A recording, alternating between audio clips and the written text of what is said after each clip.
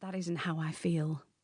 Like everyone else, I read The Female Eunuch in sixth form and didn't shave my armpits for 3 weeks, but I just know emancipation isn't meant to be like this. A typical case is Gareth, with whom I split up last week. Gareth is lovely. Nice smile, good heart, decent job, lovely. And, as usual, it all started well, with pleasant evenings over a bottle of Chianti in Penny Lane Wine Bar, near where I live in Liverpool, and lazy Sunday afternoons at the cinema. But we'd barely been together 4 weeks. He was suggesting a 3-night caravanning holiday with his mum and dad in North Wales, when I knew that it was just too late. I had ceased to think about the cute little dimple in his chin, and couldn't stop thinking about the dirt under his toenails, and the fact that the most intellectual thing on his bookshelf was a copy of Auto Trader. And, oh well, I won't go on. Suffice to say, I'm aware that nothing he did or said was all that terrible, and certainly it doesn't compare with what some women have to put up with. Yet, while I kept telling myself there were worse things a man could do than think that George Eliot was that bloke from Minder, I knew deep down he wasn't for me. Which is fine, except they never seemed to be for me. Anyway, after a gap of 22 years, I've now got 3 weddings lined up in 1 year, and I'm a bridesmaid at every one of them. Although if today's dramatics are anything to go by, I'm not sure my nerves are up to it. "Shoes!" Grace declares as she stomps around the bedroom, flinging items out of the way. I look at the clock. 31 minutes to go. Grace is now pacing around like a teenager waiting for the results of a pregnancy test.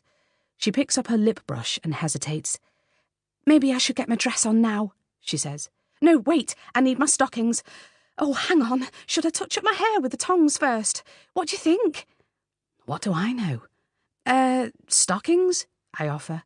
"You're right, yes, stockings. Christ, where are they?" Chapter 2. I would like to say it's just the wedding that has prompted today's pandemonium, but this scene is a microcosm of Grace's life over the last 5 years. During that time, her stress levels have been not just through the ceiling, they've been through 3 floors, a well-insulated loft, and a roof as well. The onset of this hysteria coincided with her return to full-time work after her daughter Polly was born 4 years ago. It graduated to a terminal case when baby number 2, Scarlett, which is the colour of Grace's face at the moment, came along last November. The contents of Grace's bag are chucked onto the floor one by one before she eventually locates her stockings.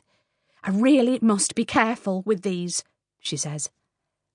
Sitting on the edge of the bed, she tears open the packet, removes one, and puts her toe into the foot of it with all the delicacy of a bricklayer pulling on a pair of Doc Martens. Predictably, her foot goes straight through the end of it with a rip that makes my hair stand on end. "Oh, she begins, but as 4-year-old Polly walks in from the bathroom, she just about stops herself from saying something she'd regret. God, she goes on. "They were my only pair, and they cost 18 quid. "What?" I am incredulous. For 18 quid, they shouldn't just be toe-proof, they should be able to withstand a nuclear explosion. 26 minutes left. I may be a novice, but I know enough to be aware that we should have made more progress than this. The whole place is starting to take on the air of an episode of ER. "Look," I say, "what can I do to help?" Polly's hair," Grace shouts, sprinting into the bathroom in search of her necklace. "Come on, Poll," I say brightly. But the prospect of smearing molten brown moisturiser into the carpet seems more appealing to Polly. "Come on, sweetheart," I repeat, trying to sound firm and friendly as opposed to desperate. "We really need to do your hair. Really." There is barely a flicker of recognition as she starts on the Naranji hand wash. "Right, who wants to look like a model?" I ask, searching for something, anything that might persuade her to oblige. "Me!" she exclaims, jumping up. "I want to be a model when I grow up." I can barely believe my luck. Last week she wanted to be a marine biologist.